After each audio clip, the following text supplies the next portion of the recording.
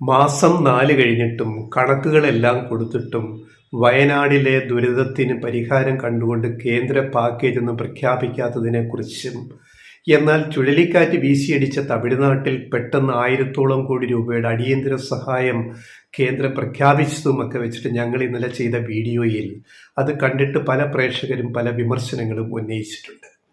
എല്ലാ വിമർശനങ്ങളും സ്വാഗതം ചെയ്യുന്നു. ഇത് വരാൻ കാരണം ഇന്നലെ കേരള ഹൈക്കോടതിയുടെ 2-അംഗ ബെഞ്ച് പുറപ്പെടുവിച്ച ഒരു നിർദ്ദേശവും കേരള സർക്കാരിനോട് വയനാട്ടിൽ ചെലവഴിച്ചതിന് കണക്കെവിടെയെന്ന് ചോദിച്ചുകൊണ്ട് ആകെ ഒരു കൺഫ്യൂഷൻ. ഇതേപ്പറ്റി എന്താണ്, കേരള സർക്കാരിൻ്റെ വീഴ്ച ഗുരുതരമാണ്, കേന്ദ്രത്തിന് കണക്ക് കൊടുത്തില്ല, കണക്ക് കോടതിയിൽ അടുത്ത വ്യാഴാഴ്ച ഹാജരാക്കൂ എന്നൊക്കെ പറഞ്ഞ് നിർദ്ദേശങ്ങൾ വന്നു കേരള ഹൈക്കോടതി.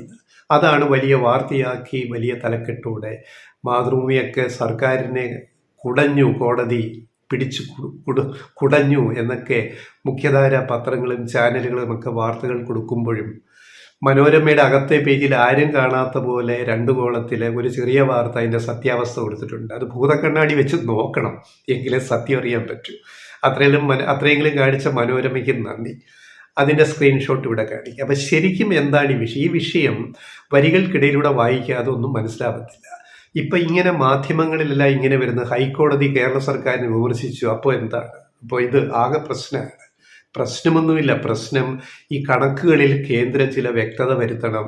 കേരളത്തിനോ ഏത് സംസ്ഥാനത്തിനോ അനുവദിക്കുന്ന ദുരിതാശ്വാസ ഫണ്ട് വിനിയോഗിക്കുന്നതിലെ മാനദണ്ഡങ്ങളിൽ കേന്ദ്രവും വ്യക്തത വരുത്താത്തത് കൊണ്ട് തന്നെ അത് ഒരു പ്രത്യേക മേഖലയിൽ മാത്രം, വയനാട്ടിൽ മാത്രം ചെലവഴിക്കാൻ പറ്റാത്ത ഒരു പ്രശ്നമാണ് കേരള സർക്കാർ നേരിടുന്നത്.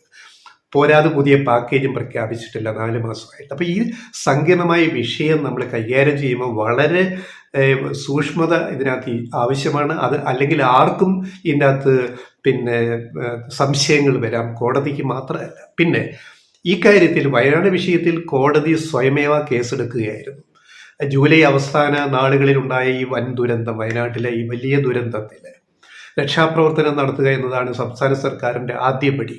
അത് വളരെ വേഗം, എത്രയും വേഗം അത് വളരെ ഫലപ്രദമായി നടന്നുകൊണ്ടിരിക്കുമ്പോഴാണ് സ്വയമേവ കേരള ഹൈക്കോടതി കേസെടുക്കുന്നത്. ആരും ഹർജി കൊടുത്തിട്ടല്ല.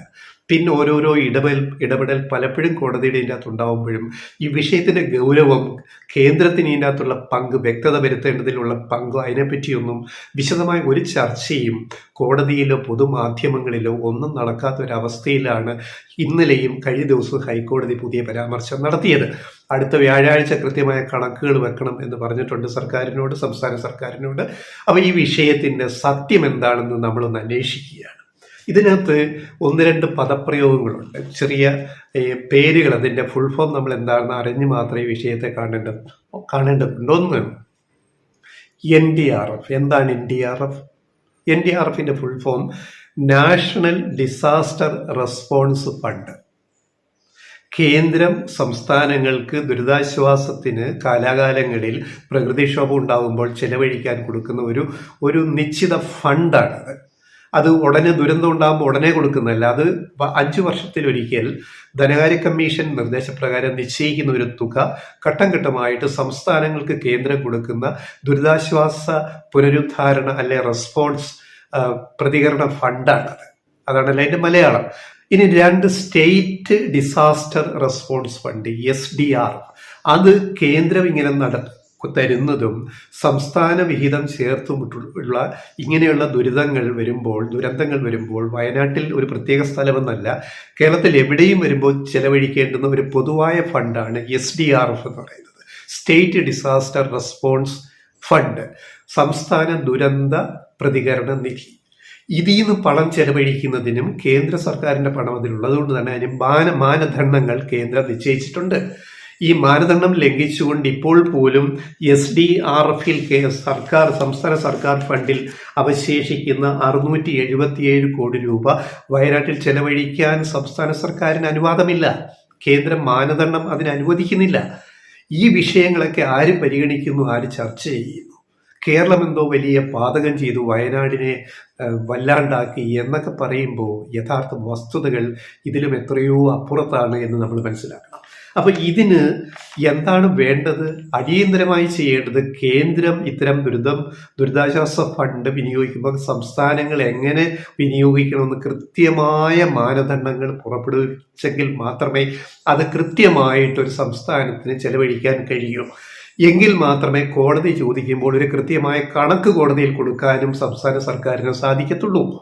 ഈ വിഷയമാണ് കഴിഞ്ഞ ദിവസം കോടതിയിൽ വന്നത്. അതിന് കോടതി സംസ്ഥാന സർക്കാരിനെ കുറ്റപ്പെടുത്തി എന്ന രൂപത്തിലേക്ക് അത് പോവുകയാണ് ഉണ്ടായത്. കോടതിക്കും അതിൻ്റെ അകത്ത് ആ വിഷയങ്ങളെ സമീപിച്ചതിൽ എവിടെയോ ചില ഈ ജുഡീഷ്യറിയുടെ ആക്ടിവിസം എന്ന് പറയുന്ന ആ ഒരു ഇലമെന്റ് അതിൻ്റെ അകത്ത് എല്ലാത്തിലും ഇങ്ങനെ ഇടപെടണോ എന്നൊരു ചോദ്യമുണ്ട്. ഒരു ദുരന്തമുണ്ടായാൽ സംസ്ഥാന സർക്കാരിന് ഉത്തരവാദിത്തം അവർ ചെയ്യുമ്പോൾ അതിനിടയിൽ കയറി ഉടനെ കേസെടുക്കുക, സ്വയമേവ ഹർജി കോടതി അങ്ങെടുക്കുക, കേസ് ഹർജി കൊടുക്കാതെ, എന്നിട്ട് അതിലിടയ്ക്കിടയ്ക്ക് ഇടപെടുക. ഇങ്ങനെ പറയുമ്പോൾ അതിന് ഈ ജുഡീഷ്യൽ ആക്ടിവിസത്തിൻ്റെ നെഗറ്റീവ് വശങ്ങൾ കൂടി നമ്മൾ ഇതിൻ്റെ അകത്ത് കാണേണ്ടിയിരിക്കുന്നു.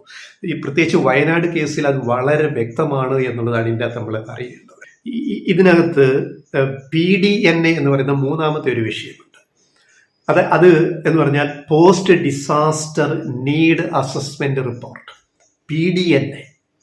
അപ്പൊ കേരള സർക്കാർ വയനാട് ദുരന്തം ഉണ്ടായതിനു ശേഷം കൃത്യമായ റിപ്പോർട്ടുകൾ അപ്പം നൽകി.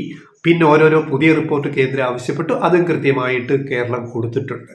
ഈ PDNA റിപ്പോർട്ട് കൊടുക്കേണ്ടത് ദുരന്തമുണ്ടായി 90 ദിവസത്തിനകത്താണ് അതിൻ്റെ നിബന്ധന പ്രകാരം.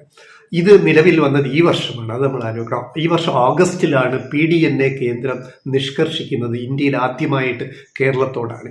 അത് ദേശീയ തലത്തിൽ കൊണ്ടുവന്ന ഒരു പുതിയ സംഭവമാണ് ഈ റിപ്പോർട്ട് എന്ന് പറയുന്നത്. അതായത് പോസ്റ്റ് ഡിസാസ്റ്റർ നീഡ് അസസ്മെന്റ് എന്ന് പറഞ്ഞാൽ അതിൻ്റെ മലയാളം തന്നെ ദുരന്ത ശേഷം ആ പ്രദേശത്തെ പുനർനിർമ്മിതിക്കും റീഹാബിലിറ്റേഷനും പുനരധിവാസത്തിനുമൊക്കെ എത്ര തുക വേണം, പോസ്റ്റ് ഡിസാസ്റ്റർ നീഡ് അസസ്മെന്റ് അത് വിലയിരുത്തി കൊടുക്കേണ്ട റിപ്പോർട്ടാണത് സംസ്ഥാന കേന്ദ്രത്തിന്. അത് കേന്ദ്രത്തിന് കൊടുക്കുകയും ചെയ്തു. അതിലാണ് കേരളം വയനാടിനെ പുനർനിർമ്മിക്കാൻ ഇത്ര 1000 കോടി രൂപ നമുക്ക് വേണ്ടി വരും എന്ന റിപ്പോർട്ട് കൊടുത്തിരിക്കുന്നത്. ആ റിപ്പോർട്ട് പരിശോധിച്ചിട്ട് വേണം കേന്ദ്ര പാക്കേജ് പ്രഖ്യാപിക്കേണ്ടത്. ആവശ്യപ്പെട്ട അത്രയും തുക കേന്ദ്രം എങ്ങും കൊടുക്കാറില്ല. അത് ഇനി ആവശ്യപ്പെട്ടത് വളരെ പെരുപ്പിച്ച് കാണിച്ചു എന്നൊക്കെ പറഞ്ഞ് മാധ്യമങ്ങൾ ആഘോഷിച്ചു. ആയിക്കോട്ടെ, പെരുപ്പിച്ച് കാണിച്ചത് കേന്ദ്ര സർക്കാരിന് അതിനെ കുറച്ചുകൊണ്ട് എന്താ കൊടുക്കേണ്ടതെന്ന് തീരുമാനിക്കാനും 4 മാസമായിട്ടും സാധിക്കുന്നില്ല. മറ്റ് പല സംസ്ഥാനങ്ങൾക്കും ഈ PDNA റിപ്പോർട്ട് ഇല്ലാതെ തന്നെ, post disaster need assessment report ഇല്ലാതെ തന്നെ കേന്ദ്രം ഇതിനകം പല സംസ്ഥാനങ്ങൾക്കും സഹായം പ്രഖ്യാപിച്ചു കൊടുത്തിട്ടുണ്ട്. അപ്പൊ കേരളത്തിനോടത് കാണിക്കുന്നില്ല. കേരളത്തോട് വിവേചനമല്ലേ കാണിക്കുന്നത്? കേരളം എല്ലാ കണക്കുകളും കൊടുത്തിട്ടുണ്ട്. ആദ്യം പ്രാഥമിക റിപ്പോർട്ട്, പിന്നെ വിശദമായ റിപ്പോർട്ട്, അത് കഴിഞ്ഞപ്പോൾ PDNA ആവശ്യപ്പെട്ടു. അതും 90 ദിവസത്തിനകത്ത് കേരളം സമർപ്പിച്ചു കഴിഞ്ഞു. എന്നിട്ടും സഹായം പ്രഖ്യാപിക്കുന്നില്ലെങ്കിൽ അതിൻ്റെ ഉദ്ദേശം എന്താണെന്ന് നമുക്ക്, കേന്ദ്രത്തിൻ്റെ സമീപനം എന്താണെന്ന് നമുക്ക് ഊഹിക്കാവുന്നതേ ഉള്ളൂ.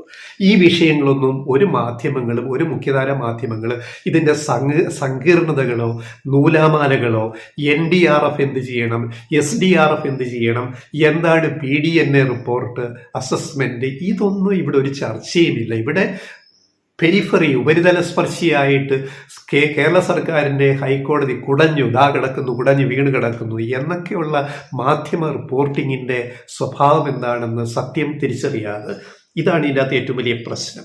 ഇനി ഈ SDRF പ്രകാരം കേന്ദ്ര ധനകാര്യ കമ്മീഷന്റെ നിർദ്ദേശങ്ങൾ പ്രകാരം കേരളത്തിന് 21-26 5 വർഷം ഈ ധനകാര്യ കമ്മീഷന്റെ കാലാവധി വെച്ചിട്ട് ഈ 21-26 കാലത്ത് കേരളത്തിന് കേന്ദ്രം SDRFിലേക്ക് അനുവദിച്ചത് 1852 കോടി.